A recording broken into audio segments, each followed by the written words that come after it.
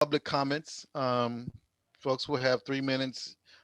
State your name for the record, and it's now open for public comments. Are there any public comments? Yes, I do. I have a couple, and it'll be real quick. One that last month, January the 18th, we lost Miss Bobby Spears, the former wife of Mr. Willie Spears, and she was very instrumental with the startup of the cleanup that we did here back in the night, started in the 90s. And my second is that I would like to mention for our Black History this month to remember Cicely Tyson. As you know, she passed away and she was one of our outstanding actresses and fashion models for over the last 7 decades. And she passed away. And I would just like to recognize her in this meeting for us to start off to kick off our Black History Month. And I'm done. Thank you, Annie. Any other public comments? Oh, yeah, Don, this is Dr. Clark. Yeah, well, just adding to that, I would suggest that we also either close or open a meeting in honor of the some of the seniors who have passed away lately that from the that was instrumental in working at the senior center and in the community. Like, what was the people name, Annie? Mr. Evans. Mr. Oh, Evans, yeah, Mr. Evans, and Yes. and then what was the other brother name? David Cooper and Miss Irene. I'm trying the others. Annie, know. What was it I asked you about? Oh, I can't recall. David Cooper and Miss Irene. No, the senior. No, the seniors at the senior center. Oh. Well, anyway, that in Yeah. okay. Well, the one that's good. I'm not recalling the name, but anyway, yeah, that's fine. Nate Evans. Yeah, Nate. He has Nate Nate Evans. though. Yeah, he has Nate Evans. Nate Evans, and yeah. Okay, so Cynthia, if you can note the names that were mentioned, and when we close, we will do it in honor of those folks mentioned. Okay. I think I'll just get a little quick public comment in. I understand, let me see. Oh yeah, when Miss girl named Miss Larita Wilson, she passed, she was my age. And I understand they had the repast down there at Men and Women of Valor, right? So there's a rumor going around that Pam was fined $10,000 for having people at the building, but that's just a rumor in the community. I talked to Pam, and Pam said, no, she was telling people that so they wouldn't be asking her to host any events at the place. But she said, but she did have the food at the place, and the people were gathered outside the building and at the park. But I just want to throw that in because it was something that was, going on in the community. Thank you, Cynthia. Is there any other public comment? If not, we'll move into our law enforcement, and we have someone from the sheriff here. We do. How's everyone doing this afternoon? Lieutenant Buford, base station commander here. So you guys for this month had 210 calls for service, which is slightly down from last month's 270. Well, last month 210. The month before 217. Now I know everyone is aware that there's been a couple of shootings out in North over the past month. Let's just say one down on I believe it was 6th Street, 1800 block, where there was like 3 people shot. Every last victim survived, and they were very, very, very, let me reiterate that, very, very uncooperative with the investigation. So because of all the uncooperative, we really don't have any suspects in that one. Now there was one that was on 6, that's an ongoing investigation, and we have identified someone that we believe is the actual shooter, but I can't go any further than that with that, but that is an ongoing active investigation right As you know, if you don't know, that Deputy Ryan White moved to investigations, but he was down there as a housing authority deputy, but that position ended at the end of December. So we did lose one deputy position in North Richmond. With that being said, though, with this whole COVID thing causes everything is still kind of nothing spiking. You know, even though those were two shootings, though they weren't just random shooters, those was targeted. So they know who did what. And with that being said, I'm sorry, sir. I don't mean to interrupt you, but you're saying that those incidents happen in what, this month or in December? One in January, and I believe the other one was late December. But we did just have one in January. Yes, sir. Oh, okay. I didn't hear about those. Well, like I say, that's the one where we've identified someone, and that investigation is actually ongoing pretty good right now. It's pretty strong. Okay. And with that, I'll open up any questions to the board first. Any questions? Any questions in for the general public? Go ahead, Cynthia. You're on mute. Okay, did both shootings happen on 6th Street? No. One was like on Grove. Uh-huh. And the other one, I believe, was down in the 1800 block of either Garamita or 6. I'm not really sure. But yeah, one is just on Grove. Oh, okay. Thank you. Yes, ma'am. Okay, thank you very much for your report. Yes, sir. It showed at the record that the other board members, Beverly Scott, is here as well. The records show that. Now we'll move to Highway Patrol. Good evening, everyone. It's been a long time. Happy to see everyone in good health. So it has been a while. We've been pulled to a lot of different areas due to a lot of the protests and everything like that. I'm sure you've seen it a lot on television with the California Highway Patrol. So I was pulled back to Oakland for a while.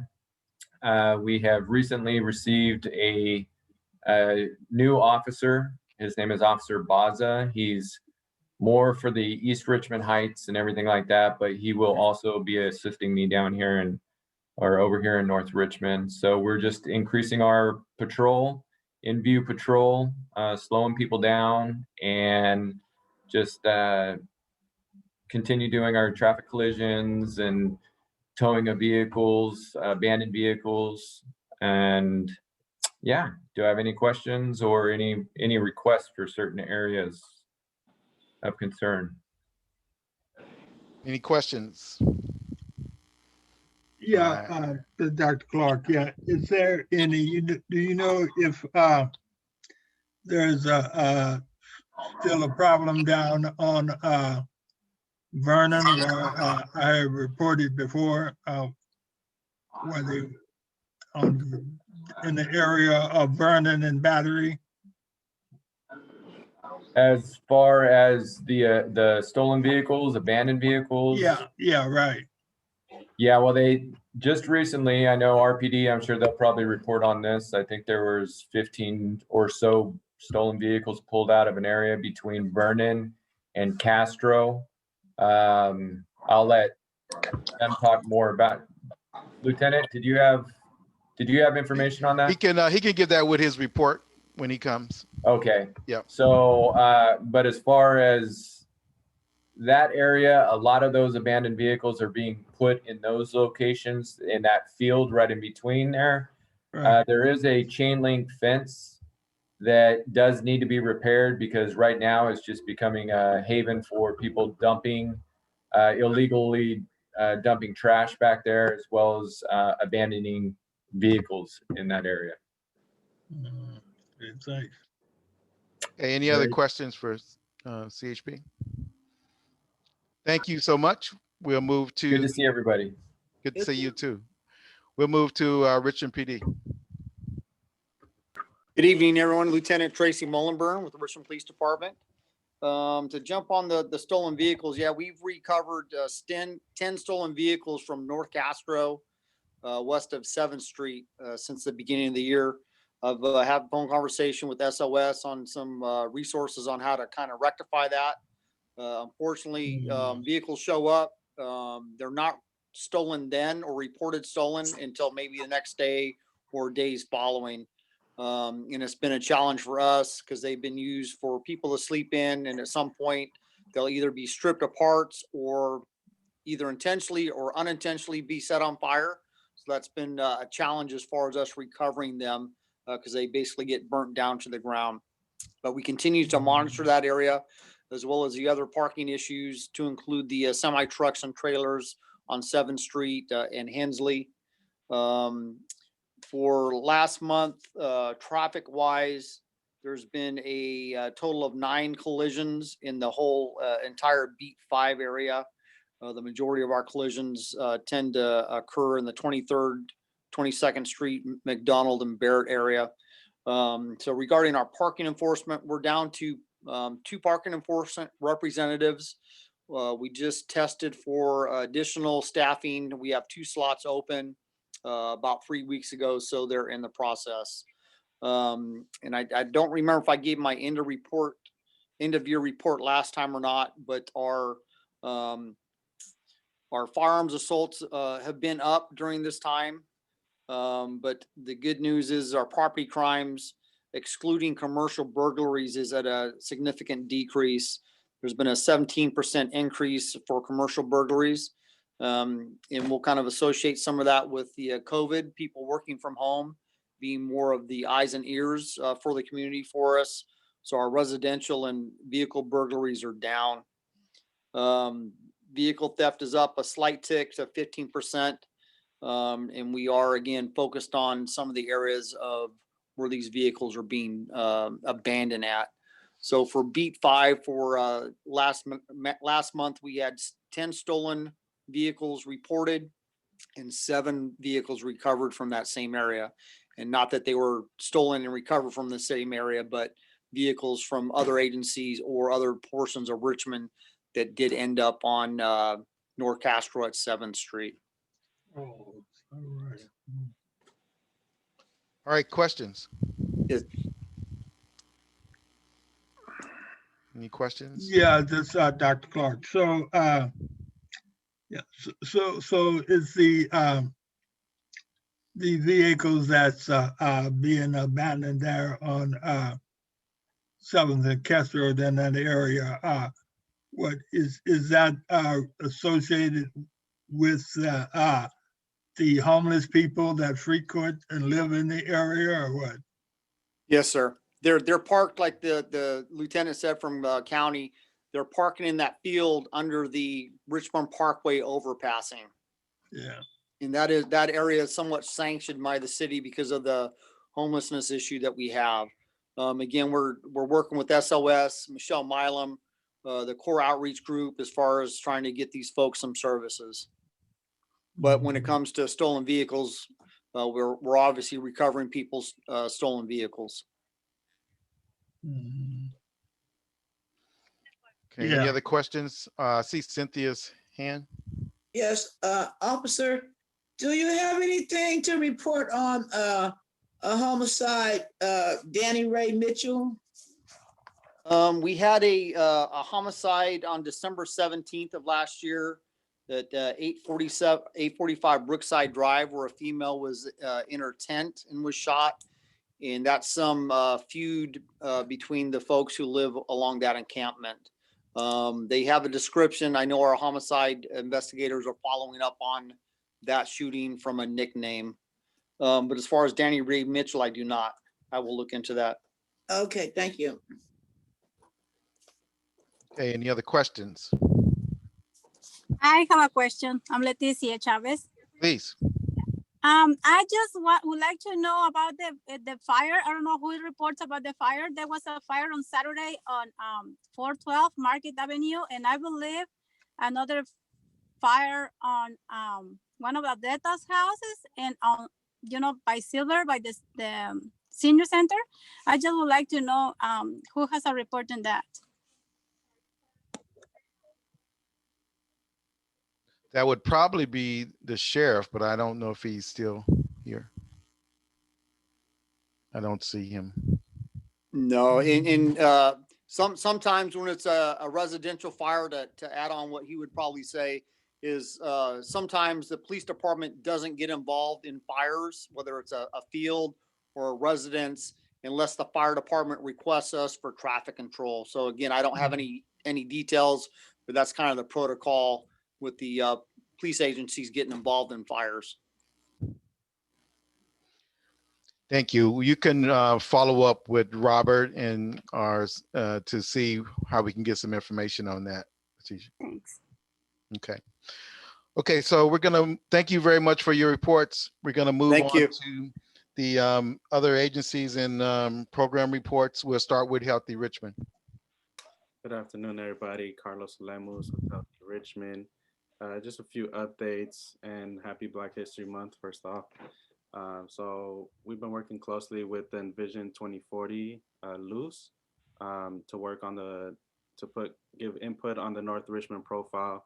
So we're really happy to see a lot of the more data elaborated on and that paints a more vivid picture of North Richmond.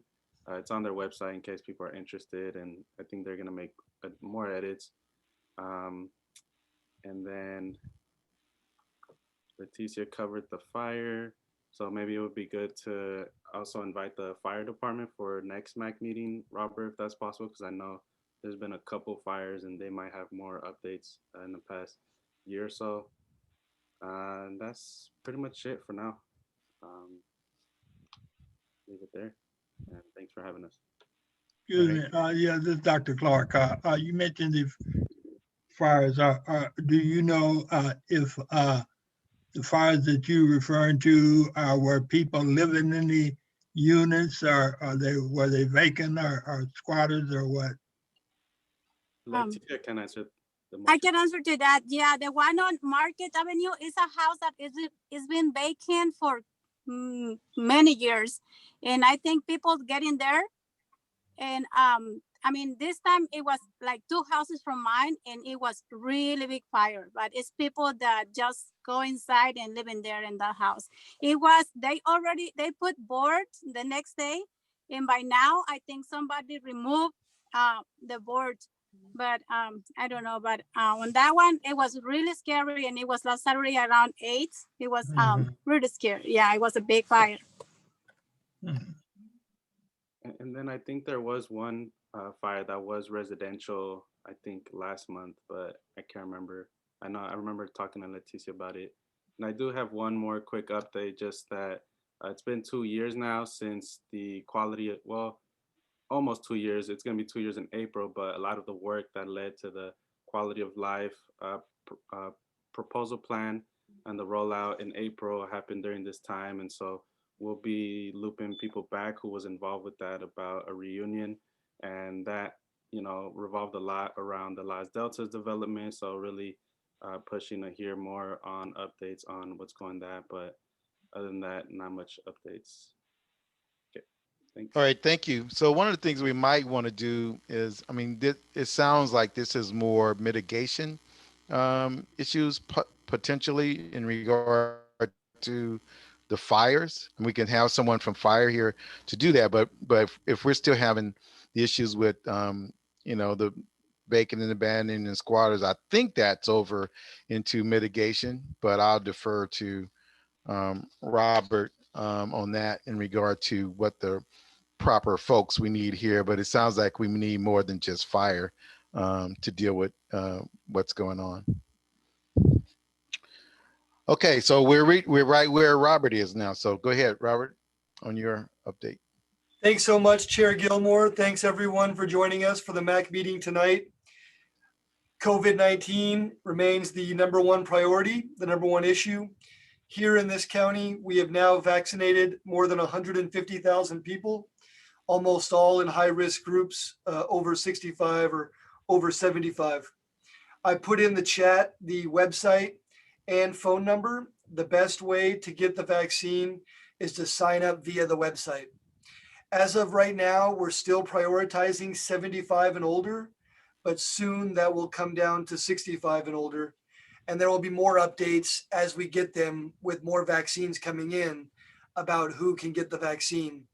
The rollout is a tremendous undertaking. It's going relatively smoothly so far. There are wait times, of course, but again, over 150,000 people being vaccinated in Contra Costa County is a number that we're celebrating now. There are 3 sites here locally that are taking the appointments. They are the Richmond Municipal Auditorium and Contra Costa College and the West County Health Center. CHDC, our partners there, inquired last week about possibly getting more vaccination sites in North Richmond, maybe mobile vaccination, maybe the North Richmond Health Center. We immediately, Supervisor Joya and I thought that was a good idea. We pressed our health department and they got back to CHDC right away. And now they're going to have a meeting on Friday to discuss logistics of how we can bring more resources directly into the community. So we'll see how that shakes out. Hopefully getting some vaccination site resources here in North Richmond. But at this time still, we just want everyone in North Richmond over 75 to sign up immediately and be able to go to one of those sites that are less than 2 miles away. That'll conclude my report. Any questions for Robert? Yes, Chair Gilmore, I do have a question for Robert. Robert, a while back we asked to see if someone from Healthy Richmond, and I wanted to ask Carlos about it, but we got off of him so quick. But I wanted to see if you had any chance of reaching out and to finding anyone for our youth seat between Rise and Healthy Richmond. Can you hear me? I'm sorry, can I call you right back? Sure. Apologies, Annie King, that was Supervisor Joya calling in for a moment. Okay. You had asked about Healthy Richmond. Yes, about Healthy Richmond. A while back, we actually asked about a youth seat for the MAC. Yes. And Yes. It was through Healthy Richmond, if to be, or the Rise Center. And I said I was going to ask Carlos, but we got off, we turned it over to you so quickly and I didn't chime in quick enough. So if you can kind of fill us in where we are with those for that individual or an application to go out to have individuals to fill that seat. Yeah, thank you so much, Annie King.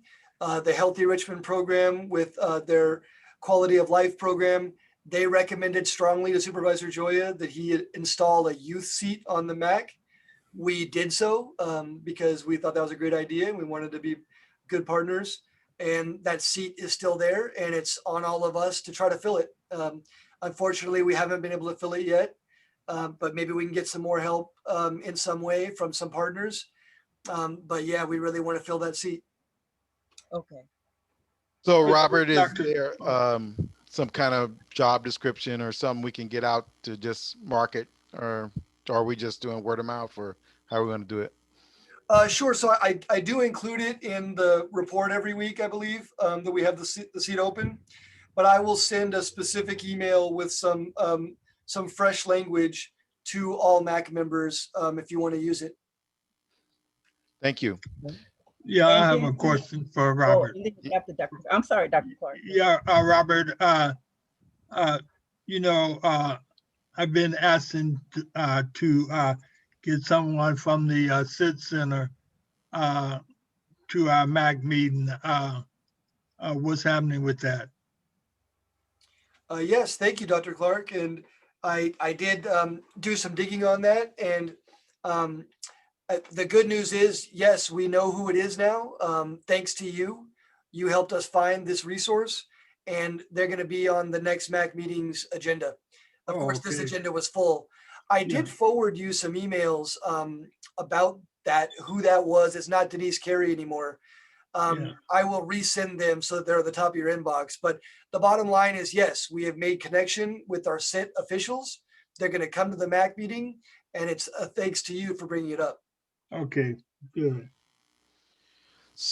I just want to add, thank John Joy and Robert for acting on the request to see what we can do about getting some vaccinations into North Richmond.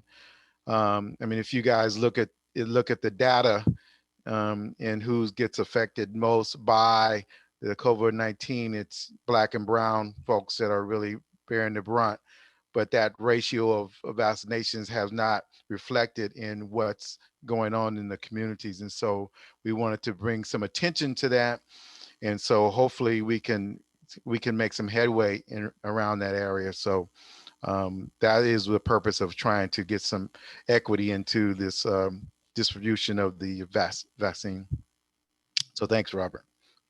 Thank you. Okay, so we'll go to Community Housing Development Corporation. I will chime in. Just wanted to let you know that our down payment assistance program has started. It started Monday. They're taking, folks are getting their reservations to receive $25,000 in down payment assistance. And that's for 6 Bay Area counties, including Contra Costa County. It's an online program that basically directs you through the process. I can give that information back to Robert again so he can disseminate it to everybody that's on this meeting.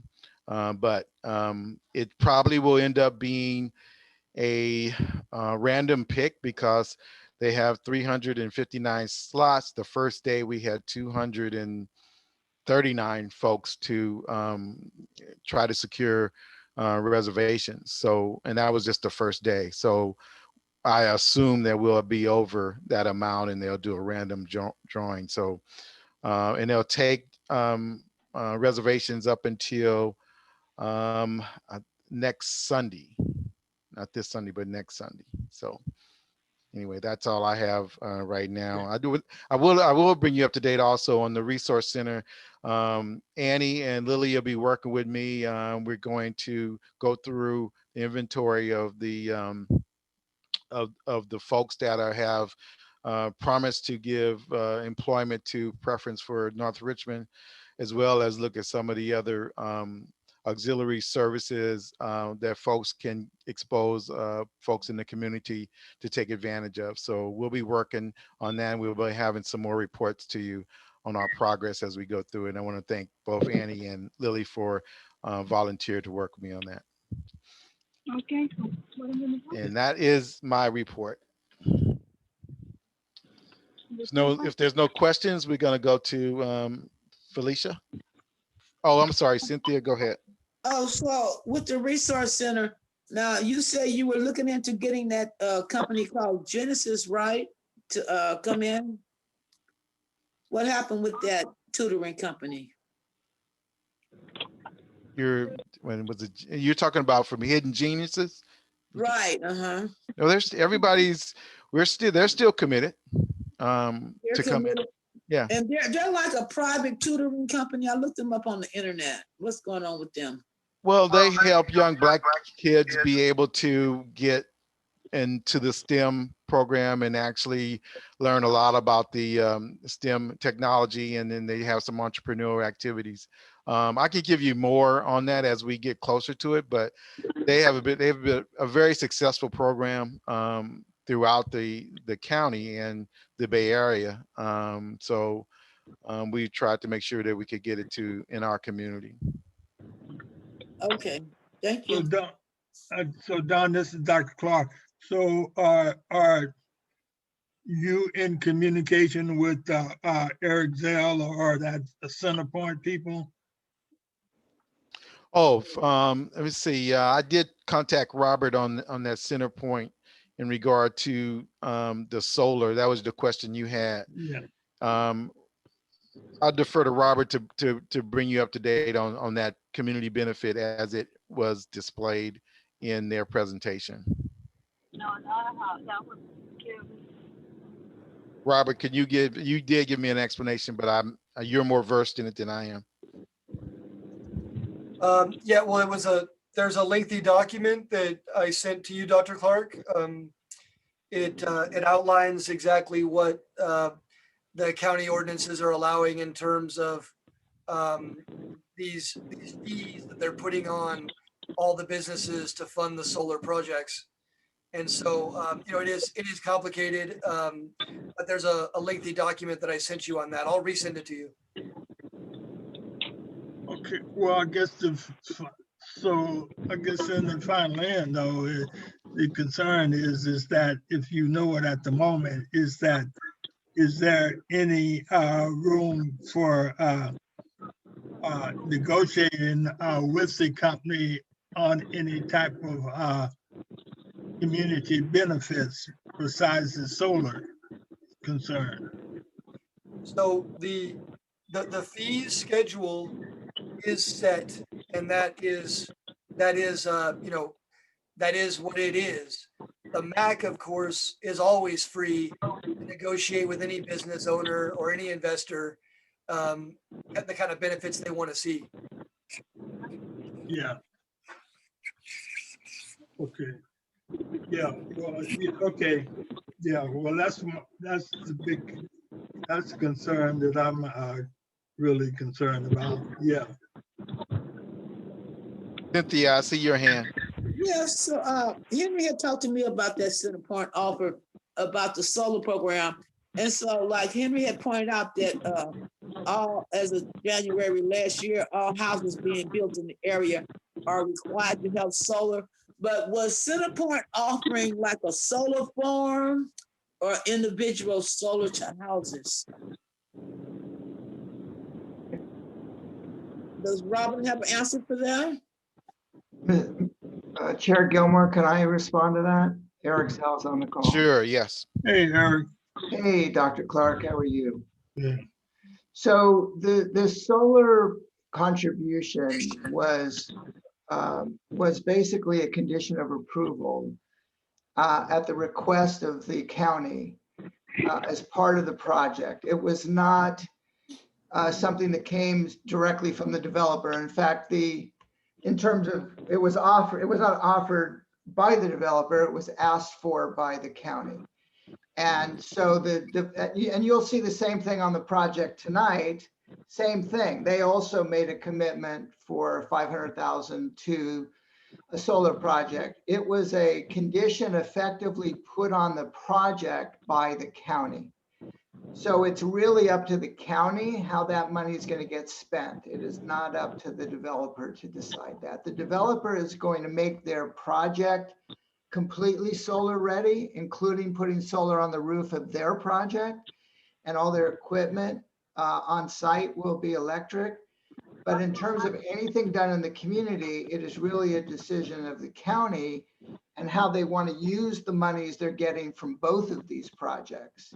So you're going to hear the same thing a little later in your meeting because same thing occurred. So so that's the way I think it's being described, just to be clear, I think it's being described as a community benefit, primarily because conditions of approval typically have to have a nexus, a direct link to the impact of a project. And in this case, I think the county decided that the best way to approach it, since there wasn't an obvious legal nexus to the project, that they describe it as a community benefit. But the way it's being actually handled in the process is it's really a condition of approval. In other words, it wasn't something offered by the developer. So as an example, with tonight's project, there was a contribution made during the holidays to some North Richmond projects, Urban Tilth and others, that was just something that the project proponent decided to do to be beneficial to the community. Nobody asked for it. It was just a contribution. So that I hope that clarifies it a little bit. I know it's a bit confusing, but that's the reality of it. So it's not really the project proponent that is deciding how that money is going to get spent. It's really a decision you guys should have with the supervisor's office about how that money is going to get spent and to benefit the community. Does that help? Yes, understood. Yeah. Thank you. Well, So the other thing is they're not the actually end user. There is businesses that will be coming in to that. Now, how will they be required to make is there any mechanism to make sure that we get a community benefit from the folks that will be actually the users of those facilities that's being constructed? You mean in terms of, not related to the solar contribution, you mean just in terms of the project as a whole? That's correct. Yeah, and we can talk about that when we get to as we did on the Centerpoint project, we can talk about it as well on the Skinnell project, but it's basically, you're talking about in terms of direct benefits from the project in terms of jobs and things of that sort? Well, it could be jobs, it could be contributions toward, resource center or something that benefits the community in a way that Right, we're used to seeing. Yeah. right. So, that, again, the primary discussions, initially around the project, as it's gone forward, has been with Supervisor Joya's office. If there's something specific that the MAC would like to see both of these projects contribute to in the community, I think you just have to decide what it is and make the ask. I obviously can't answer for them. They would have to make the decision, but if there was something specific you were looking for in terms of supporting the community, I think, as Robert mentioned to you, I think you just have to make the request, and you can make that request, through me if you want, once you are clear what you're looking for. Well, Eric, so will we talk to you directly or Supervisor Joya's office? Well, about a community benefit that has no direct nexus, if you will, to the project, meaning all the county can do is impose fees based on where they find a direct link between the project and an impact legally. But if it's not a legal direct link, but just something to support the community because you're in the community and you want to be supportive of the community and whatever it may be, then yes, that's really talking to the developer more than it's directly talking to Supervisor Joya. Now, Supervisor Joya, of course, can ask the developer as well on behalf of the community. But so That's whether talking to, Thank you. that's If I talking to may, you. this is really helpful, and I'm glad that we're hearing it. Thanks so much. It's not an agendized discussion, so I'd urge us to move on. So what we can do in this situation, we do, and if the committee is okay with it, we could take this up in our ad hoc committee with Annie and Lily and see if we can position something, propose something to have some benefit for the community, both for the owner and the end user. We'll probably look at both ways of doing that. Yeah, we need to do that. Okay. Yes. We'll report back on that. And hello, Eric, and that's Chairman Gilmore, that's what I wanted to allude to, was to look at ad hoc and actually discuss something of that, in that nature around about for the upcoming industries that come in, was to put out something of that nature and have it in place. Okay, we'll be working on that. I'm gonna move on to mitigation. Is Felisa there or Janie or both? I am. Good evening. This is Felisa. Just wanted to give an update. We continue to address our mitigation strategies, including illegal dumping reports. Continuously, we receive concerns and reports from the community and residents, and we address them by providing, Richmond sanitary work orders, and on a daily basis, just continue patrolling and making sure we keep the community as clean and safe as possible for everyone. Huge shout out. One of the most recent big cleanups was Castro. That has become a very challenging street to kind of keep clean, but our partner agencies did help us to cleaned that up last week, I believe, and we've been doing everything we can on the mitigation side to maintain that street as clean as possible. We recently successfully distributed the January newsletter, North Richmond Green newsletter. Hopefully everyone has received their copy or saw our ambassadors going around and distributing those. Those were distributed this past week.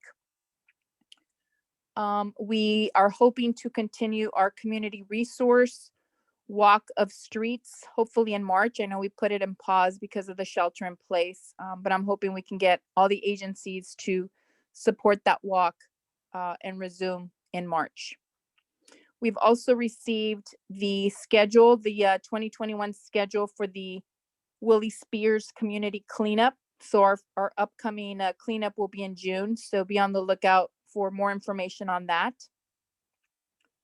And we've also begun kind of doing some preliminary planning for Earth Day.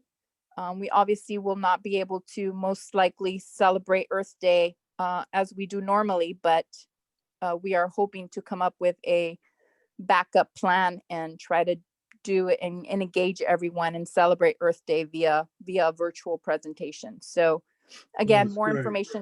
information to come out on that as well. Anybody have any questions for me? Yeah, no, this is Dr. Clark, Felicia. Yeah, but I don't have a question. I'm glad to hear that, you know, that some type of activity or something is going forward for Earth Day. As indicated before, you know, due to the fact that North Richmond has played a major role in terms of organizing for Earth Day over the years and keeping it going. And, you know, we need to do something in terms of whatever, by Zoom or something to keep the momentum going. Yeah, absolutely. Agreed. We want to keep those traditions going strong for sure. Okay. Chairman Gilmore, I have a question for Felicia. Yes. Yes, Felicia, is it too? I have a question for you. For the activity that we spoke about, the encampment next to you pull it, that's between the railroad tracks as part of the train properties, and you pull it. Is it too immature right now to present of what's going on? I did get some feedback about it, but since this is in your field, is it too premature to mention it, or do you want to save it for our next meeting? Yeah, no, absolutely. I mean, I can share as much as I know. Obviously, there are some initiatives that are occurring outside of mitigation, but obviously everyone is on the same page of a cleanup happening, I believe this week. So yeah, I think once we've completed it and everyone on board has completed their part, I think we'll definitely have a good announcement. But yeah, I think again, initiatives are underway for this week. Okay. Actually, Felicia, if the cleanup is going to be tomorrow, but we just found this out late this afternoon that they're cleaning up, and it's all the agencies are involved, but we were not aware of it. So it is tomorrow morning, starting at 8 o'clock. They're going to clean up that homeless encampment over there. Right. Okay. So Any you other? report back what we found out after that. Okay, I received that information a week ago, and I just, you know, I want to leave it in you all for our report to actually report out. Okay, thank you. Any other questions for Felicia or Janie? Who all going to be involved in the cleanup tomorrow?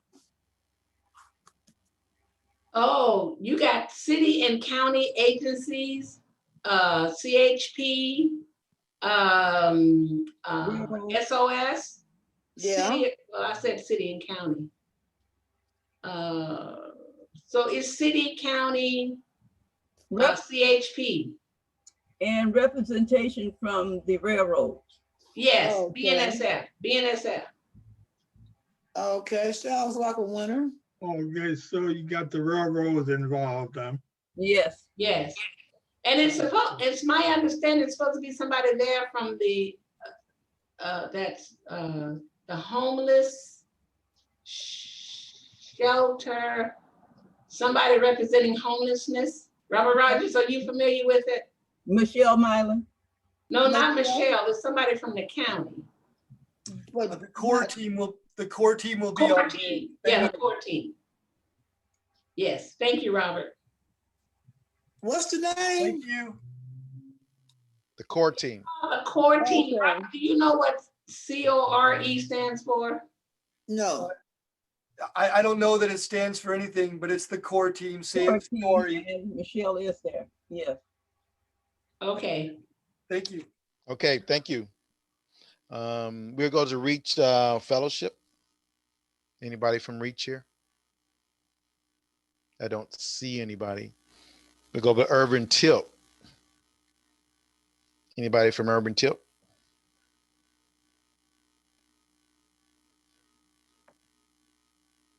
Anybody from Urban Tilt? Okay.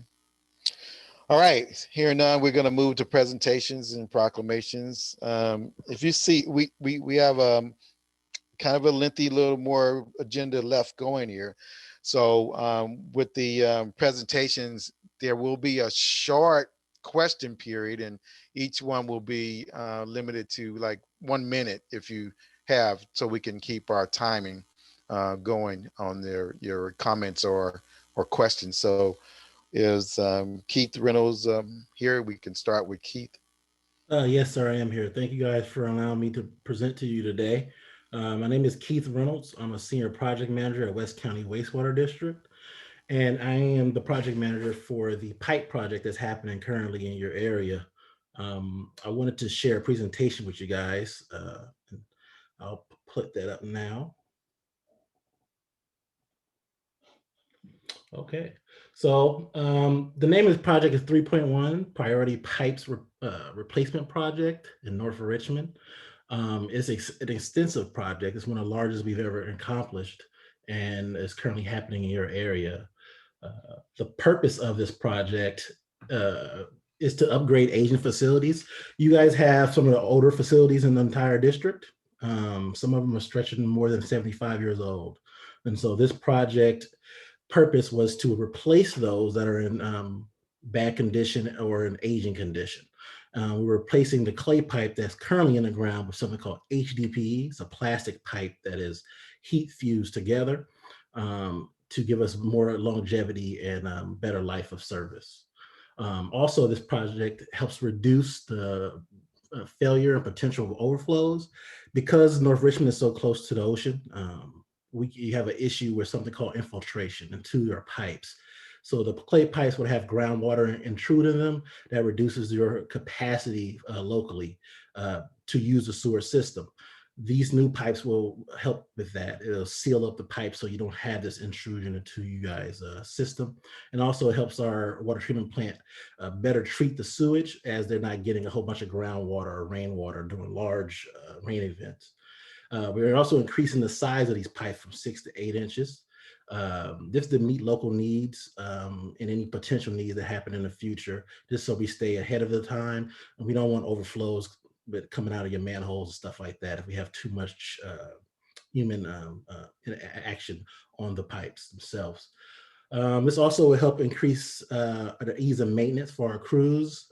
Currently, the older pipes are a little challenging to deal with. You have roots from trees and things of that nature. This these pipes will help reduce that. They'll just have to do basic cleanings in your area. So the next slide is what components of the project. So essentially, we are replacing 5,828 linear feet of pipe, 17 manholes, and roughly 92 residential connections. So your homes are connected to our lateral, and we're replacing that connection point at the sewer main area. On the next slide, you see here a map of all the areas. This is a map of each area, each pipe segment, as we call it, that's being replaced. It stretches throughout North Richmond, all the way from Market Street onto the lower part of North Richmond there.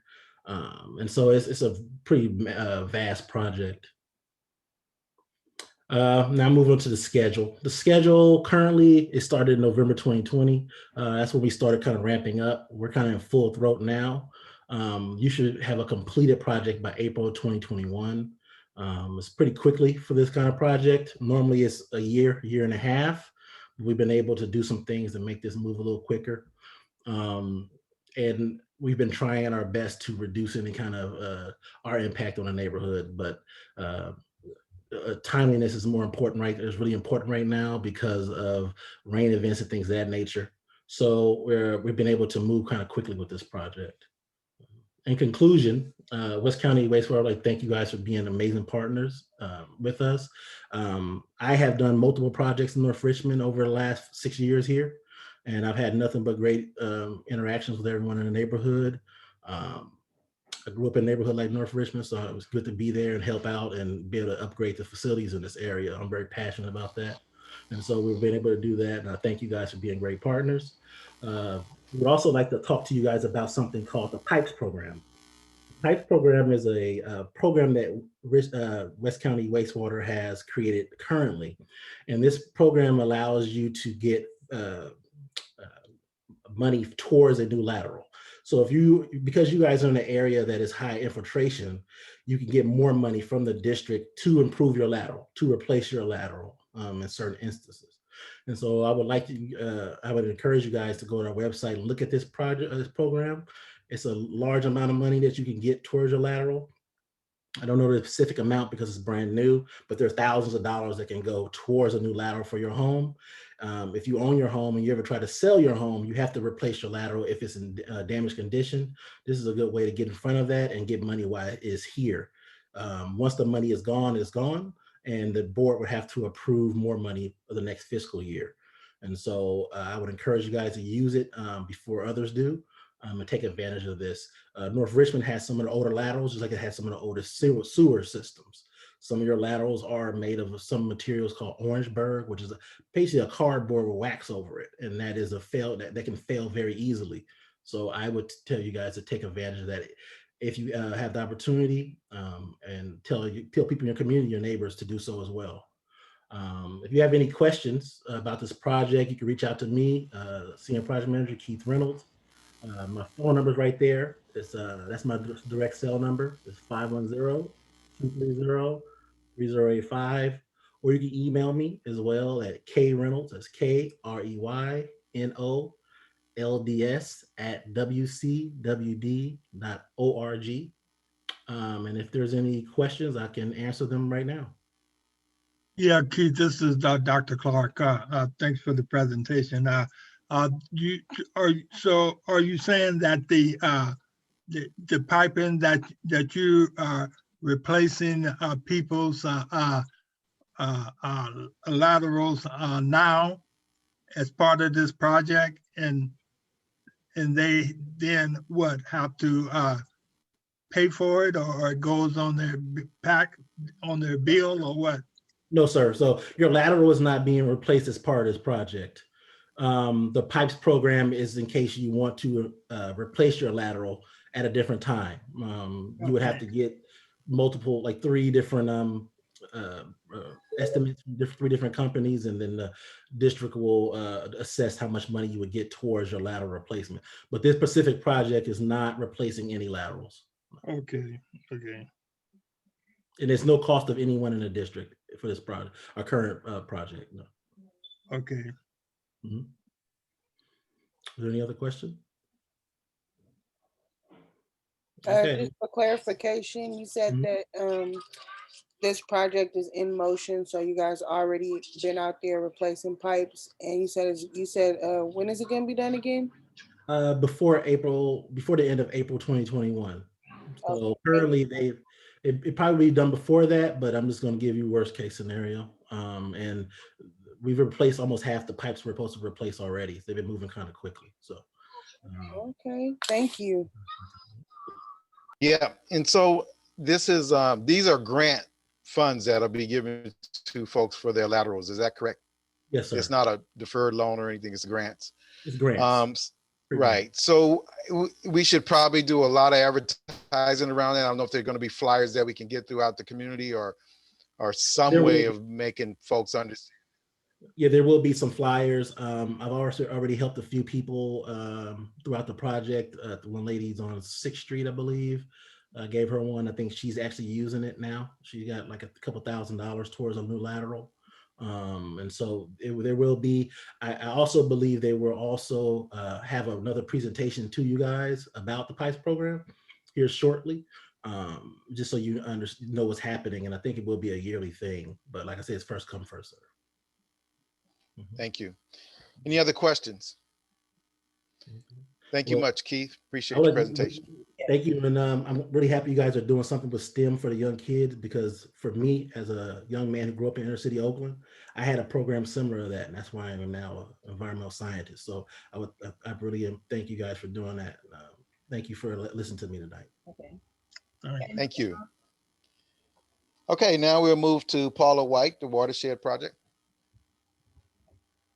Good evening, everyone. Thank you for letting me present tonight to you about a project we have going on. And if I might share my screen too, have a presentation as well.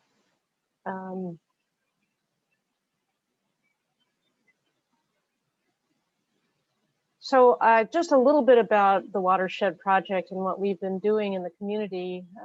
Our mission is to inspire communities in the San Francisco Bay to understand, appreciate, and protect our local watersheds. And in North Richmond specifically, we've been involved in recruiting block ambassadors to take care of their streets, clean up litter and trash. We've also planted trees. We've had meetings with residents to plan additional resiliency projects for the community, and conducted a water needs assessment, which I believe you heard about last month. So now I'm going to talk a little bit about our Hope Gardens project. The purpose of this project, which is in its 3rd year now, is to involve North Richmond residents in providing a beautiful green space on their street that will foster a sense of pride in their block and encourage neighbors to care for their street by setting an example. It will also create habitat for pollinators such as butterflies and bees, and enhance walkability. One of our goals is to try to get people out in their community and walking more and enjoying nature. So skipped over that one by mistake. This is the gardens from our 1st year, and during our 1st year, we were able to actually get help from those block ambassadors I mentioned earlier to plant our gardens, and that was pre-COVID, so we were able to work with a crew. And we did learn a lot from that 1st year. We modified our plant selection based on which plants proved to work better. And the 2nd year, COVID came along, and we had to modify things again.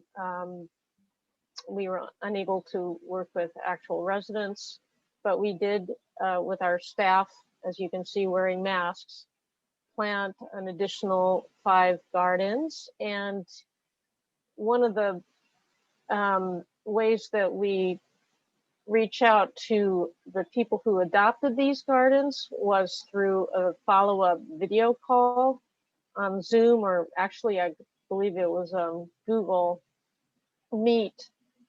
And we also provided them with a little maintenance packet so that they would understand how to care for their garden.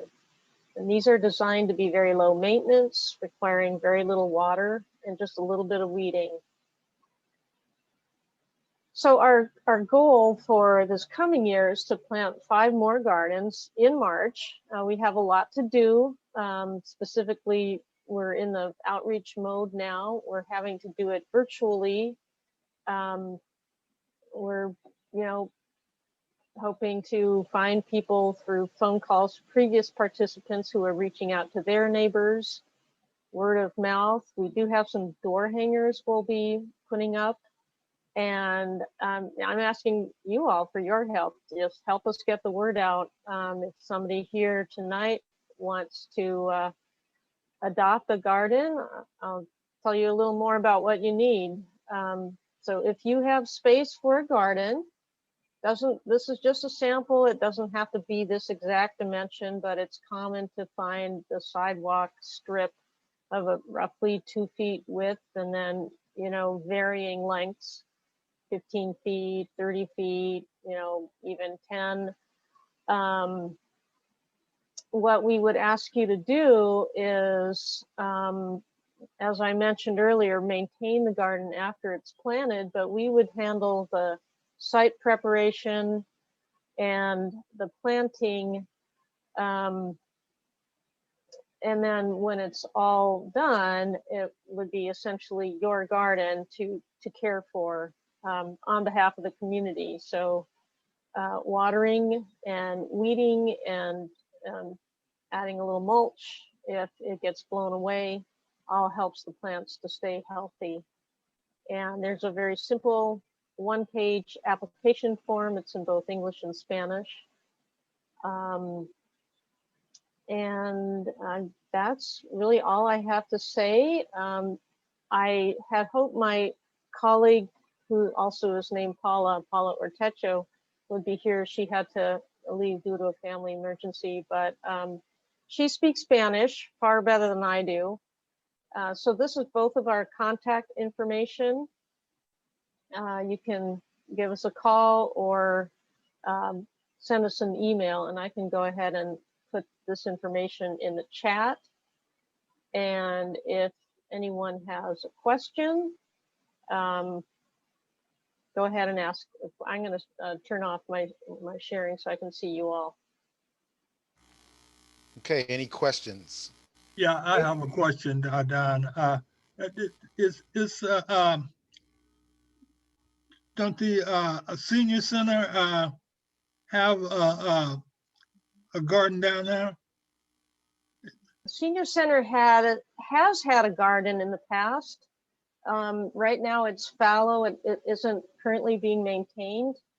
I actually was just talking to Janie and Elode, who know about that project too, but at the moment there's no caretaker for that garden. It's something that is interesting to think about, a way to make sure that we can maintain it in perpetuity.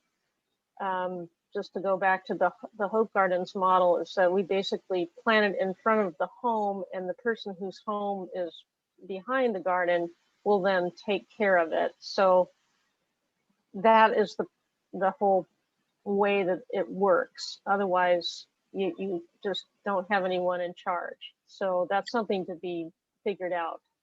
Yeah. So that garden was originally a mitigation garden. It went through the mitigation. It was funded through mitigation. And so after we took over, shortly after that, that garden was not, we did not apply for a grant through mitigation.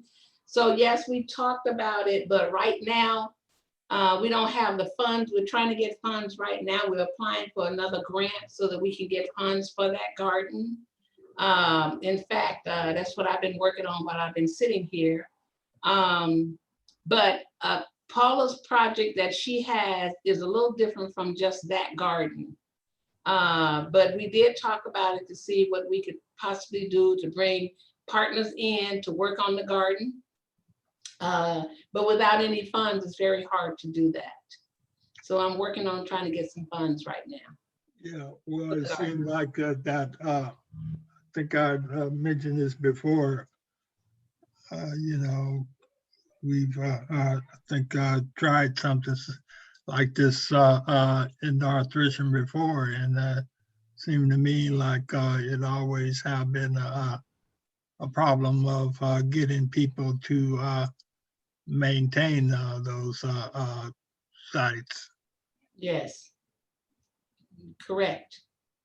At one point, the seniors had said before the COVID, the seniors had said that they wanted to work that garden space over there. And so they never did get it off the ground, partly because we didn't have any monies to do that. And then COVID hit, and then it was just, that was it. So right now, what we do is the garden is not being maintained as a garden, but we try to keep the garden, that space cleaned off as much as we possibly can through the people who takes care of the yards over there. Hey, thank Okay, you is there any- for your presentation. Yeah. Really quick, do you have to be the homeowner to participate in the Hope Gardens? Well, that's an interesting question. I think that if you are not the homeowner and have a good relationship with the landlord, we would, you would need permission from them for you to use the water, unless, of course, you pay the utilities. So let's, I think it would be one of those it depends kind of answers. One issue is that if you're there for a while and then you leave, then the new person wouldn't know who to get in touch with as far as maintaining it. I mean, of course, you could also sell your home and leave, and the same thing would happen. But if you have a place in mind, Princess, you want to send me the information, we should talk about it.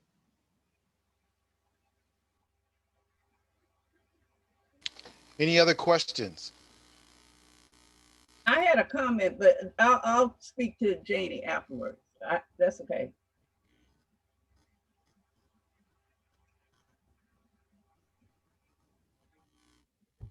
Okay. Presentation. Can you guys hear me? Uh-oh. Can you guys hear me? Yes. Yes. Oh, Yeah. okay. Yes, Okay. yes. We're going to move on to the next presentation, and I'm going to have Lily take over the meeting in regard to this next presentation. Thank you, Chair Gilmore. So hi, everyone. I wanted to introduce our next speaker, who is Danny Woodall, my colleague at Chevron. And just to give some background, this was a request from Dr. Clark a few months ago to have someone from Chevron speak on the flaring that happens from time to time. And I want to thank the MAC and the community for your patience in making this happen. It took a little bit of coordinating due to the holidays, but you've heard me from time to time speak on what Chevron is doing in Richmond and North Richmond, and the different community programs we're funding. And that's really because of our commitment to contributing to the communities where we live and work by creating jobs, which we do through programs you guys have heard me speak about, like ROP, sourcing from local suppliers, employing local workforces, as well as a lot of STEM opportunities that we fund. But tonight our speaker is, like I said, Danny Woodall, Operations Manager at the Chevron Richmond Refinery. He's been with Chevron for about, I'll let him tell you how long he's been with Chevron, but I believe here in Richmond for about 2.5 years. And he's going to provide some insight on the refinery's commitment to the community, as well as some understanding of the operations, including flaring. So we have a presentation, Robert, if you wouldn't mind pulling that up. Sure, I'd be happy to pull it up. Also, if Danny happens to have it, he would be able to share his screen. I can give that a try. Please give it a shot, and if not, I'd be happy to do it. How about that? Get a thumbs up? Can you see it? Okay, Yeah. great. Looks good. Yeah. I want to just put in presentation mode, but yeah. Perfect. All right. Okay. Thanks for the introduction, Lily, and thanks, guys, for having me tonight. We're definitely always happy to come out and speak about what we're doing at the refinery, and any specific requests that you have, like this one, where we talk a little bit about environmental and some of the flaring activity that you might have seen recently. But before we get into that, also thank you. Many of you know, some of you may not, that North Richmond hosts one of 3 independently operated community air monitoring stations. There's a couple of others, another one at Point Richmond and one at Atchison Village. So those are important. They provide some really meaningful real-time data about the air quality.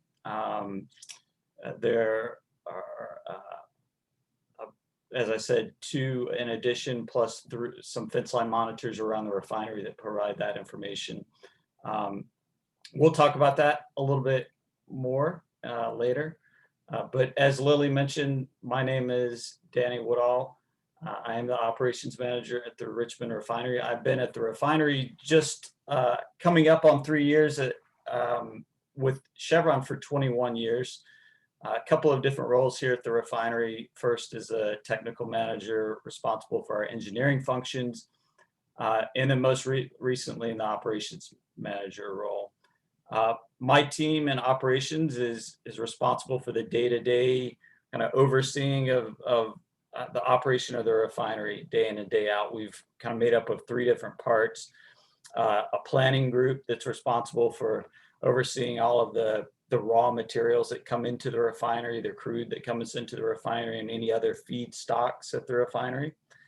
They also plan for the cargo shipments out. So the fuels into the pipeline, from gasoline, jet, and diesel, all of the products that we strive to provide as a reliable provider of fuel. Another part of our organization are the operators themselves, the individuals that are responsible. They're in the refinery 24/7. We call them the 24/7 operation of the refinery. Those are the individuals out in the refinery itself. You see a picture of it there, moving the valves, sitting at the control board, making the moves. They're really at the face of the refinery, ensuring that we have safe and reliable operations. And then I have a group that kind of connects the dots among all of the different support organizations that are required to support our operations. So these are the leaders that lead each of our divisions in the refinery and ensure that the technical resources and the health, environment, and safety resources and other resources are coordinated to ensure we have smooth operations. So I know today we want to talk mostly about environmental protection and flaring, but before we get into it, I did just want to share a few things we've been doing out in the community, specifically related to the COVID response. Some things that I'm proud of the refinery for doing, and I think they're making a positive impact on the community, and I hope you see those things show up. And some of those are listed here. Some contributions to the Richmond Rapid Response Fund. So these are things that we're able to contribute, partnering with the city and the county to provide direct support for families with their most urgent needs. And then you see there a list of different PPE, personnel protective equipment, that we've been able to provide to not only first responders, but also medical professionals. You can see there surgical masks, face shields, some gas cards. It's important that our first responders can get around. So gas cards to frontline service providers and the like. So despite the hardships with COVID, Chevron, the refinery, continue to reach out and try and do our part to support the community. In addition to our mission, which is really to supply a reliable source of fuels to keep you all moving, your families moving, to provide the gasoline that's responsible, the diesel that is necessary for our first responders to move around the county, the city. And one of these days for people to fly to maybe see relatives in other parts of the world and the country with jet fuel. I know that's a little difficult right now, but I think we all are looking forward to the day where we return to some sense of normalcy there. So I'll move on and talk a little bit here about I think the main topic of discussion, and that's environmental protection and flaring. I think this topic was raised as a discussion point because of some of our recent flare events that might have caused a concern. I know the site of that flaring does cause concern. I want to assure you as operations manager, myself and our team take those flaring events very seriously. We're always looking for ways to avoid that flaring. We've got a dedicated group of people that talk about that day in and day out. When those events happen, we conduct investigations to ensure that we put things in place so that we minimize the possibility of that happening in the future. And then in the unfortunate case that we do have flaring, we work hard to reduce that or stop it as soon as possible. I know over the past couple of months, you might have seen a couple more flare events than we've had through most of 2020. That's mostly due to some maintenance work that we've been doing over the fourth quarter and that just recently ended here on one of our large units, our gasoline producer. Of course, when we do those events, we're doing those to do necessary repairs and maintenance for the safe and reliable future operation. But as part of those events, there's dynamics in the refinery. Units are up and down, and we have more opportunity for flaring. I really want to leave you with three main points about flaring. Some of you have probably heard some of this before. For others of you, it might be new, but I'll be happy to answer any questions at the end here. So first off, flaring is one of the safest and most environmentally friendly ways that we have to address potential refinery issues. So these are issues that could become safety issues if they're not addressed. Our flare is part of a dedicated safety system. It's designed to burn excess gases that might be built up in process vessels in a controlled way in the case that we have a problem in the refinery. And a problem might be a power outage. We've lost power from the grid, or we have lost a piece of equipment, say a pump. We've lost a pump. These things can cause upsets to our process units. And in order to keep those units safe and to ensure that we don't have an uncontrolled release, we have these flare mechanisms that relieve pressure and allow us to safely flare gas. Of course, those flares are highly regulated by the Bay Area Air Quality Management District. There are some of the rules we have around our flaring at Richmond are the most comprehensive rules in the nation, as you all are probably aware. And really the purpose of those rules are to reduce emissions from the flares by minimizing the frequency and the magnitude of the flaring. It's also important to note that generally the flaring events that we have, and certainly the ones that you've seen most recently, pose no impact to the community. The flares are designed very specifically for the types of gases that we burn. The height of the flare is designed so that gases are dispersed and do not impact the community. And you can see that through the fence line monitoring and the community air monitors that we have. And I would encourage you to take a look at those monitors. I'll share the address, the web address, to get to those here in a little bit.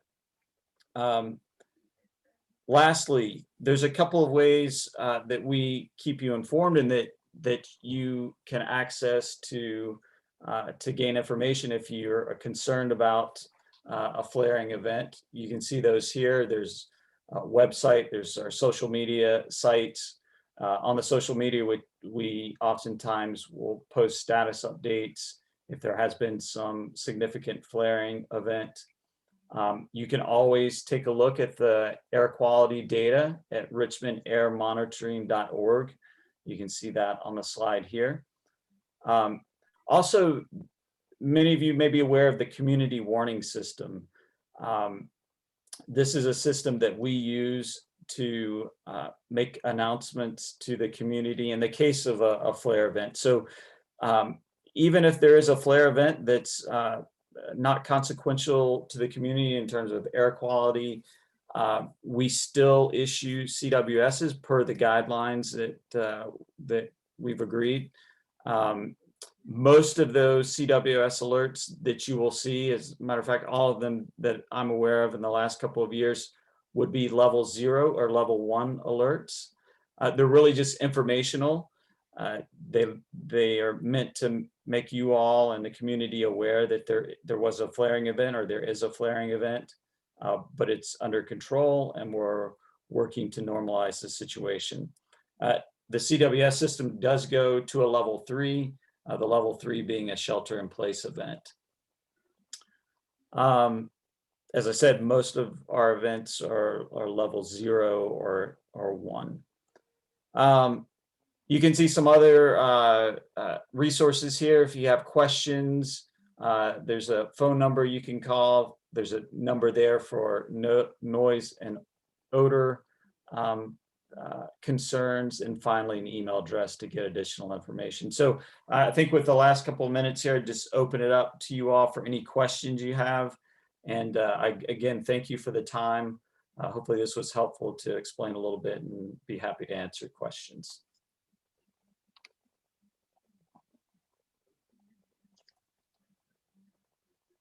Lil, did you want to add anything else, or we'll just go to questions? No, I think given the time, let's just go straight to questions. Sure. Any questions?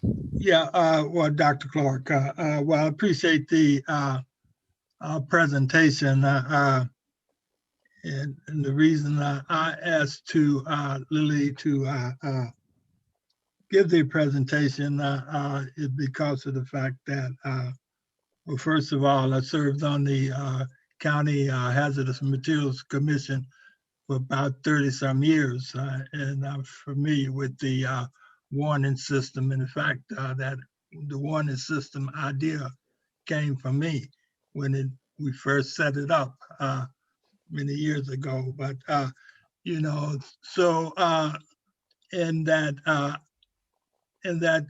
the West County Toxics Coalition organization that I'm part of founding was the only environmental justice organization that supported the modernization project, you know, and I still support it, you know, because I think that it is a good project, you know, and I've toured the refinery several times and see the work that's going on there. So, in terms of keeping abreast of what's happening there and transparency, so that the community knows what's going on, you know, and I know what's going on, you know, is a very important part of this whole process, to keep the community informed, because people are concerned when they do see some flaring going on, and they, many cases, ask me what's going on, you know, and need to be able to give some answers. So appreciate you coming out and giving the presentation, and thanks a lot, Lily, for coming through with the presentation, and you know. Yeah, if you don't, if I can take 30 seconds, just, hey, Dr. Clark, thanks for the comment there. And I had the honor of meeting you at Community Day 2 years ago, I believe. So I got to shake your hand. Good to see you again. Thanks for coming out, and absolutely thanks for the support on modernization. I think that project has made the refinery better in terms of our reliability, our emissions standards. As you know, those were raised through that project, and we're now fulfilling that. So we're proud that that project has made a positive contribution, and thanks for the support on it. Yeah. And I agree, anything we can do to continue communication. I think on refineries, we go through rough patches sometimes. where you see some flaring. And I just want you all to know, rest assured that we're always trying to improve there. Our team is just as concerned as you are about those types of events. And we're always doing our best to stay on top of that and make improvements and learn when we do have events so that we don't have those happen again. Yeah, thanks. Okay, are there any other questions? I hear none. Thank you very much for the presentation. Thank you, Lily, for making this happen. Really appreciate that. And we look forward to continued communication with Chevron with the community. Thank you. Thank you. Yeah, thank you, Chair Gilmore. And just anytime that, if there's something specific you all want to know about, we're happy to coordinate it. We are working on putting together more external information on things like this, and also the other impacts that modernization has brought. So I'll make sure to definitely keep the MAC informed as those things finalized. Thank you. Thank you.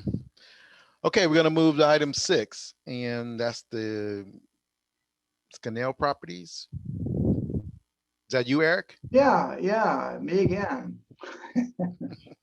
Thank you very much again for the opportunity to be here. You saw me last month talking about a new project in North Richmond, and I am here this month to talk about another new project in North Richmond that I'm proud to represent with Scannell Properties. And this is a very similar project with some differences. Obviously a different location. This is the corner of Parr and the Parkway. I'm sure you've seen some activity out there already.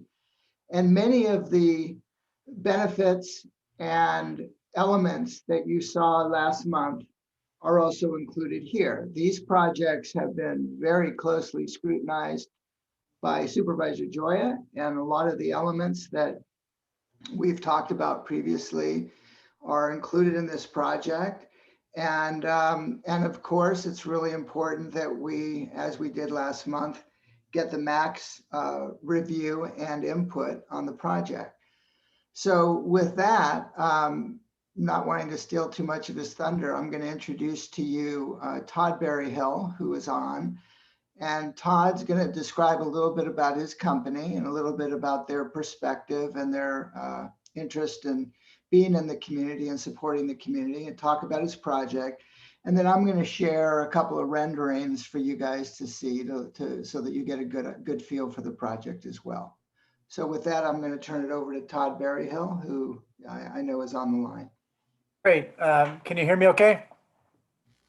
Yeah. Yeah. Okay, great. Hey, thanks, Eric. And I don't have much thunder, but I'll do my best here. And you called this a new project for the MAC. It's less new because we did a presentation for you all back in 2018. So we've been working on this for about 3 years now. It's never easy to redevelop property, but I think it's a very positive thing for the community when you can take dilapidated property and environmentally remediate it and improve the dirt and bring in new buildings that attract businesses and tenants to the area and are great hiring mechanisms. But I'll start with quickly tell you a little bit about our company. We're based in Contra Costa County, over in Lafayette is where my office is. I do projects, rehabilitate older buildings and build new buildings all over the Bay Area. I've got projects, from San Jose all the way up to Sonoma County, and then over in the East Bay, Livermore, and then the Central Valley as well. We've been working on this 30 acres, like I said, for about 3 years. You may have seen, it's been in the paper. We do have, it's a 2-building project, and the first building is going to be for the FedEx Corporation to deliver packages to the immediate area. Right now, most of those packages are coming from Solano County.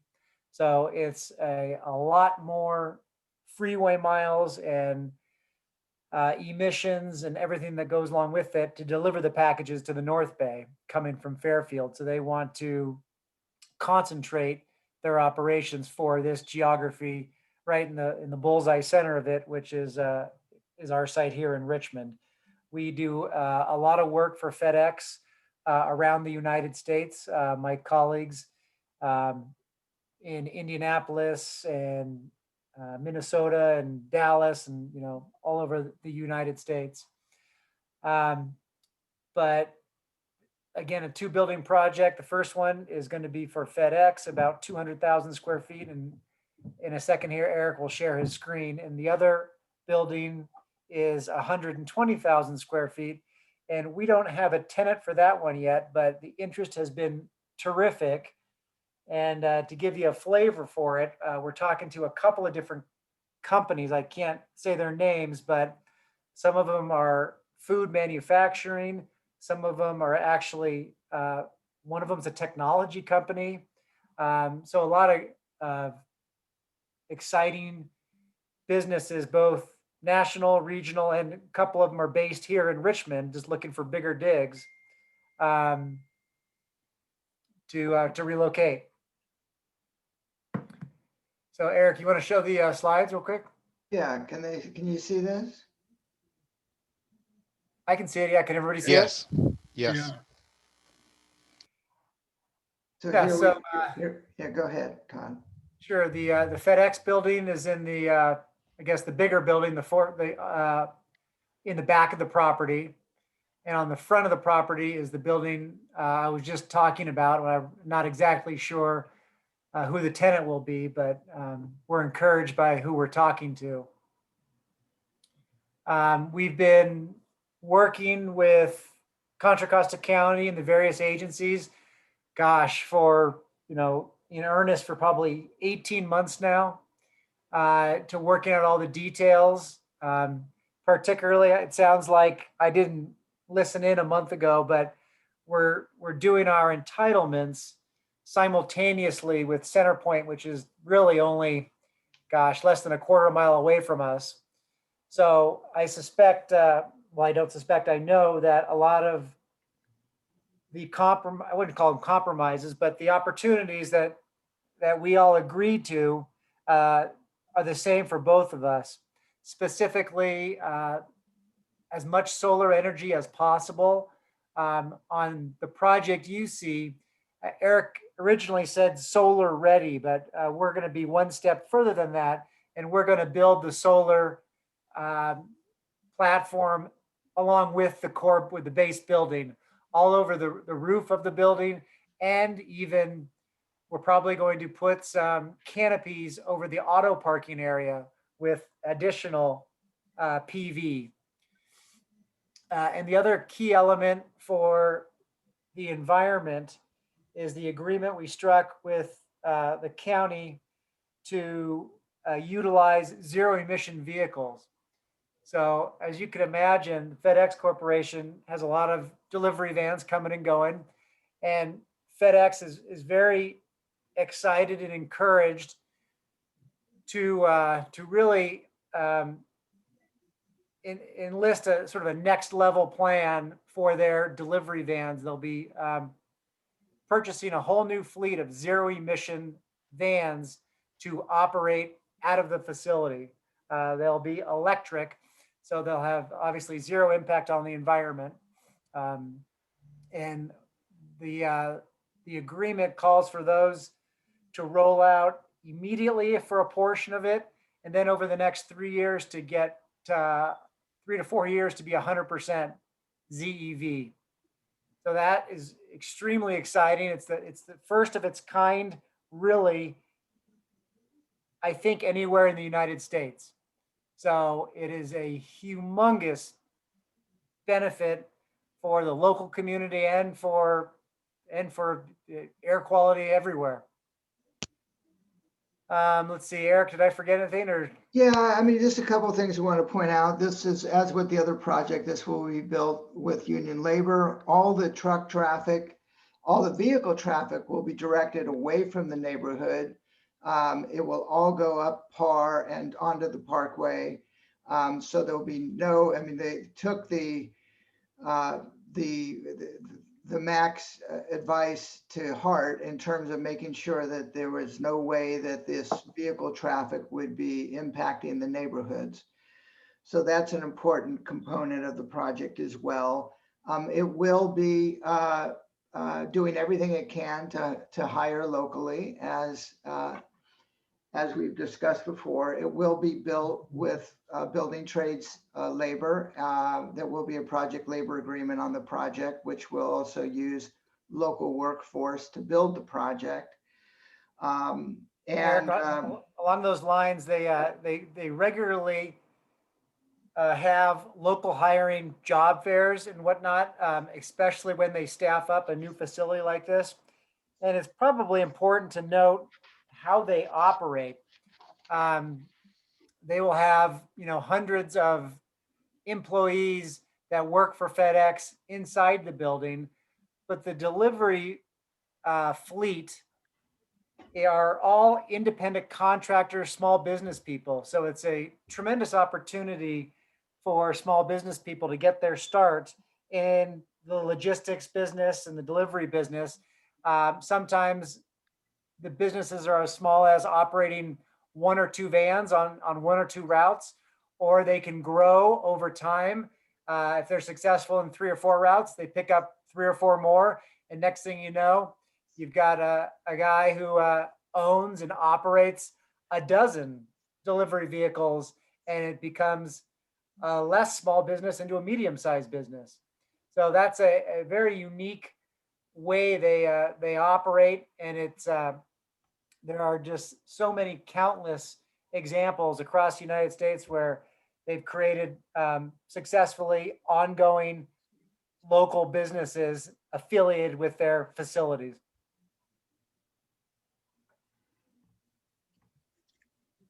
So sorry I interrupted you, Eric. I just had to throw that in. No, that's good. I think that's important. Yeah, so, I want to make sure we have time for questions from the members of the MAC and others who may want to ask questions. And again, I don't, because both of these projects are being, if you will, conditioned by the county with the direct involvement with Supervisor Joya in terms of all the elements that are similar between the 2 projects. There's no one project is handling things differently. As an example, the whole requirement that particularly as the zero emission vehicles are being phased in, there will be no allowance for truck idling, will be strictly prohibited, and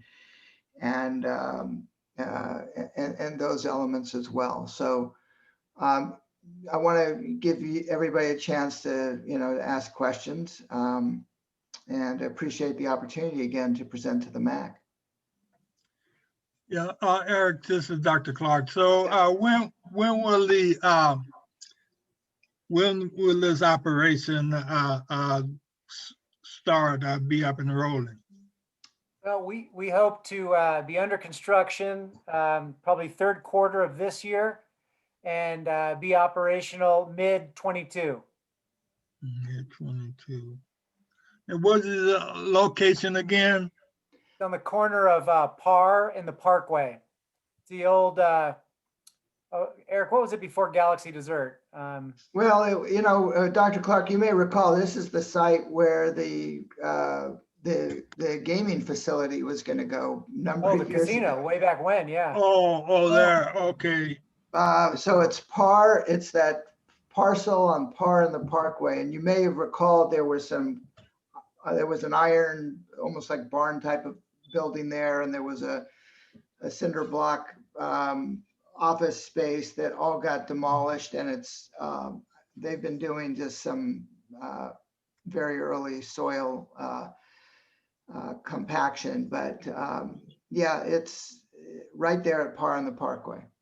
Okay. Is that the site that was known as the Pernille property? The which? Pernille. I don't recall it under that name. Okay. Jordan, I don't recall it under that name. Any other questions?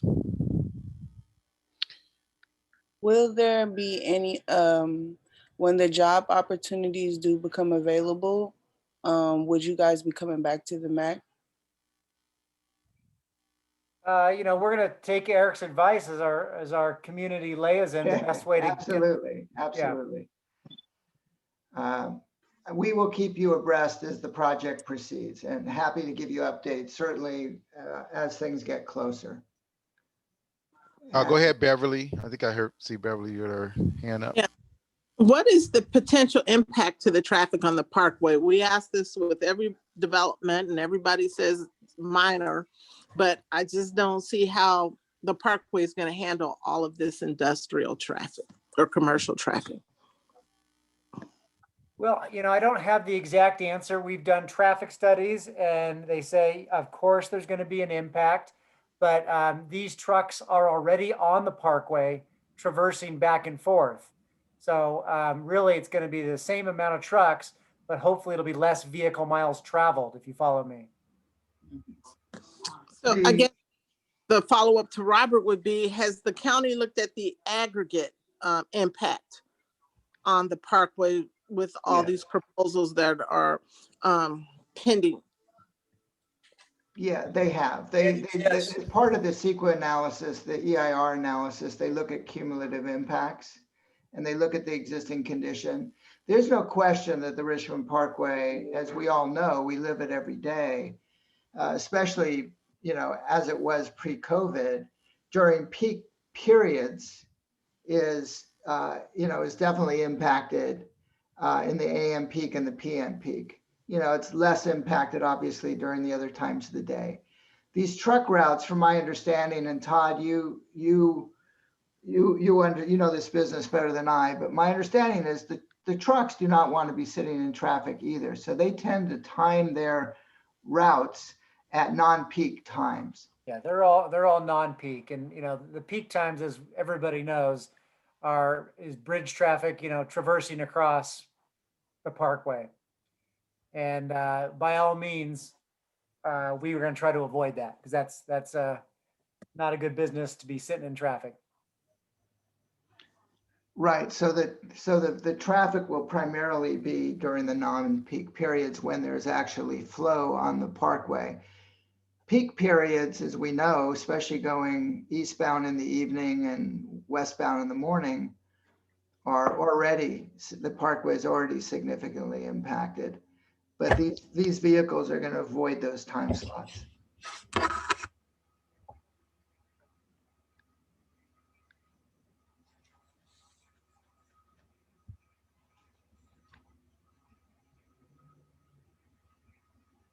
Do you have a follow-up, Beverly? Oh, not at this time. I mean, I don't. Beverly, can you hear me? Okay. Yes, Okay. I can hear you. I'm saying I don't believe it because we keep everybody saying they're bringing these trucks and these trucks are going to be off peak. And I think in 5 years, the community will suffer from all this additional business on the parkway. I think there's no question that the parkway is a victim of its own success, right? When the parkway was built, it has definitely spurred economic development along the properties that were previously agricultural. Yeah, I don't think we're saying that the parkway is not going to be impacted. I think it already is impacted, as we all know, and I think it's going to continue to be impacted. But these trucks are, again, they are on time frames. They don't want to be sitting in traffic, and so they have the option of not going during the worst periods. But yeah, I mean, the parkway, I think we all know the parkway is somewhat of, I worked on this parkway before it was built back in the 80s. And, as we all know, this was a project that everybody hoped Caltrans would take over. It was not designed to Caltrans standards. And so, the city of Richmond currently pays for the maintenance of this parkway of somewhere around $1 million a year. And they would love not to be in that position. But unfortunately, the bigger fix to this parkway is a multi-million-dollar project that, at some point, hopefully, the city of Richmond and the county will prioritize as an important infrastructure project. It is not currently and I've done a lot of work in transportation funding, and it is not in that funding plan currently. But, I think it is something that the community as a whole needs to get behind in terms of the ultimate improvement to this road, because as we know, as you're seeing, this road connecting two highways, two interstates in the middle of the Bay Area has become a very attractive location, because it's so well located. And I just think there's, I think that is the clear reality of what you're seeing. And anyway, probably more than you wanted to hear about the Richmond Parkway, but just wanted to give you at least some of those thoughts.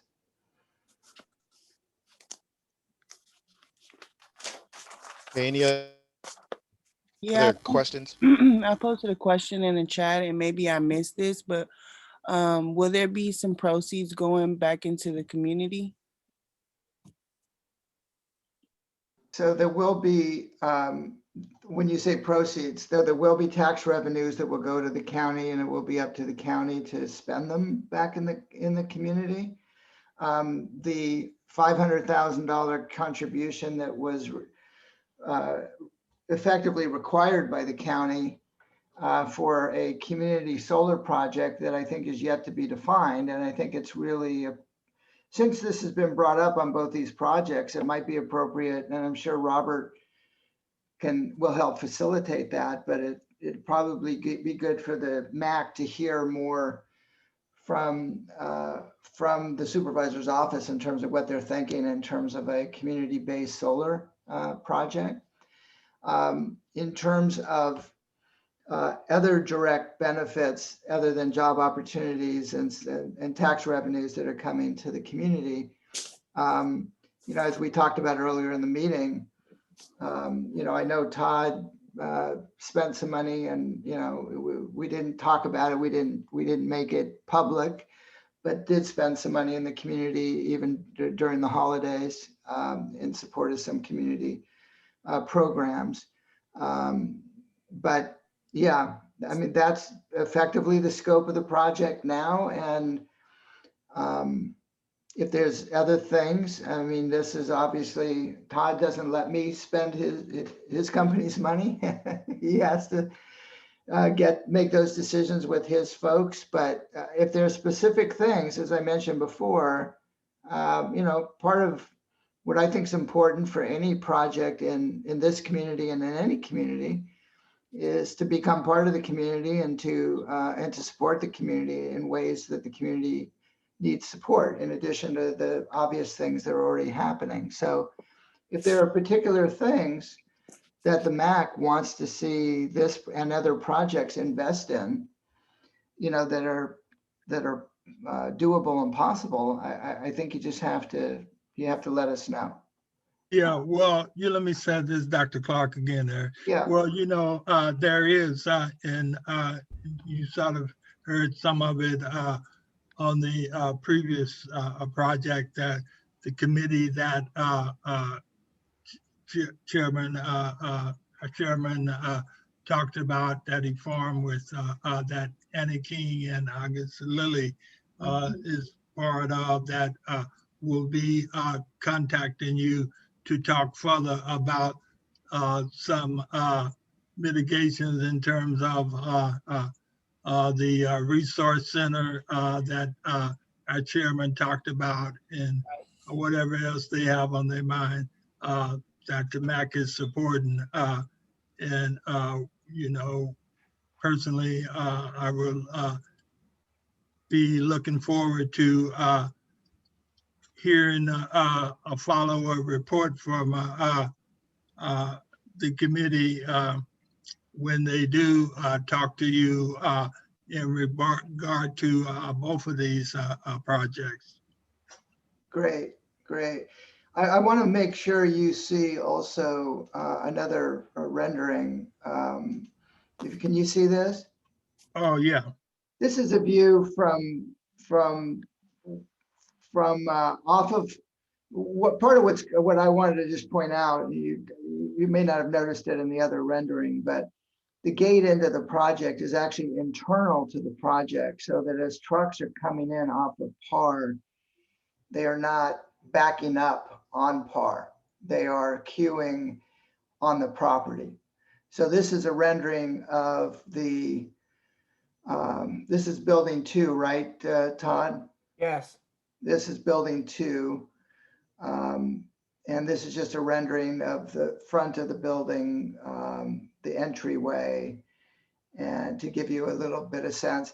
And also, this landscaping plan is not the final landscaping plan. This is basically preliminary. You saw that the solar wasn't on the roofs yet, but there will be a much more robust landscaping plan done on this property than what you're seeing in these renderings. And we are happy at the appropriate time as the project proceeds to, come back to the MAC and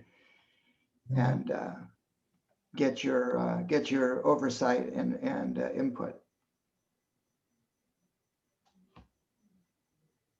Okay, so we're clear. Our committee is going to be working to benefit the community, including the job opportunities that these developments will bring in something. We want to have some kind of planned training program or something that is to actual jobs in the community, and then some dedicated source to help with training Are you fading? at the minimum. We want to make sure that we have Yeah. So anyway, we're gonna be working on that. Yeah, and we're happy to, and you're free to, obviously reach out to me, and I will convey that. And also you should, also reach out through Supervisor Joya's office and let him know what you're wanting to see as well. Yes, we will. Okay, so is this an action item, Robert? Mm-hmm. Yes, it is. Okay, is there any other questions from the general public or anybody? If not, we will, I'll entertain a motion from any of the committee members.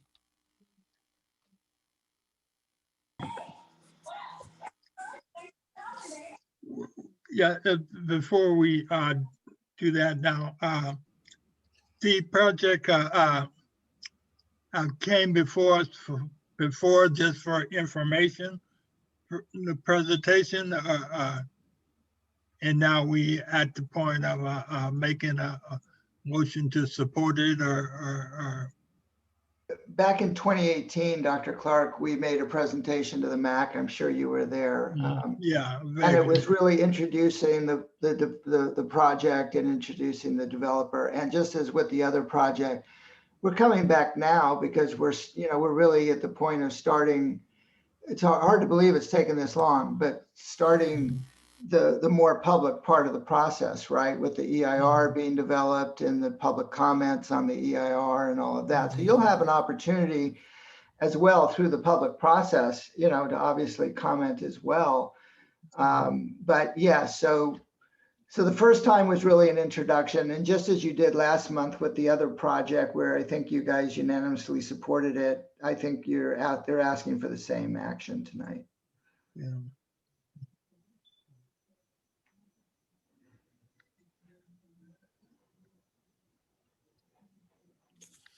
Okay. So if anyone wants to make a motion, please do. If not, I think it's not gonna get one. No, no, I make a motion that we well, in terms of,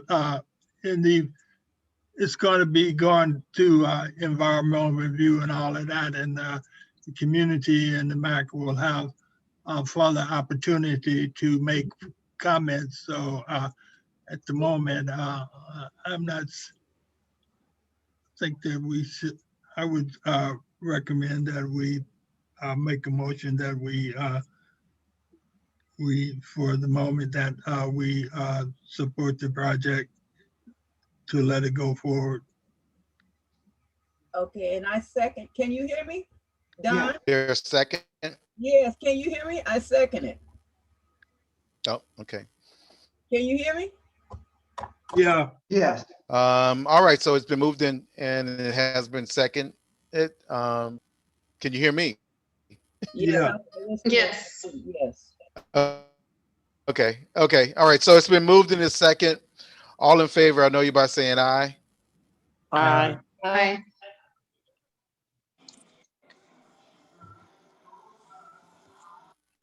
Okay, we can't hear Don now.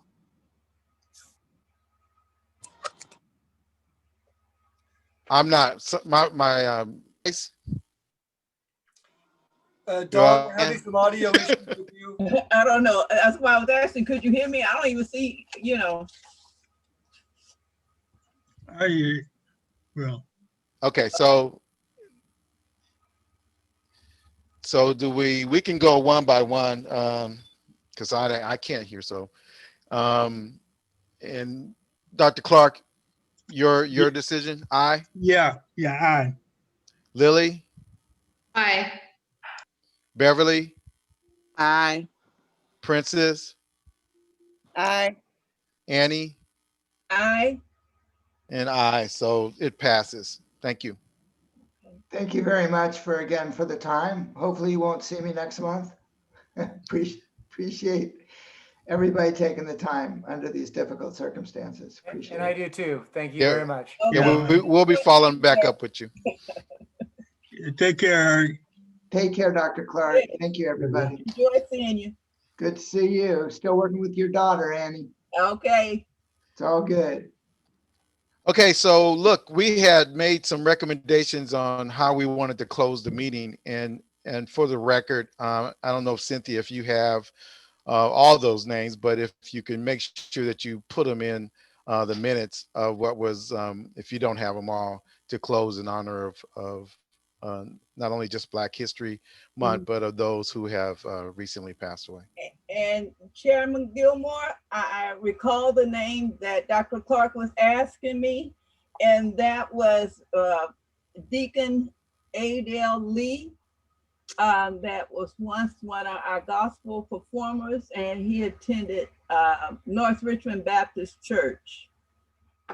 So he was one of our older seniors that was very active in North Richmond. Matter of fact, he worked with me when I put together the Career Center at the North Richmond Baptist Church. So that was Deacon Lee and Nathaniel Evans that worked at the Senior Center. Yeah. Very right. actively. And I have a question. Did anybody decide on about Shields and Reed Neighborhood Council? Well, again, I put that out forth. I know we had invited them a couple of months ago. And It's going to be on the next agenda. Yes. Okay.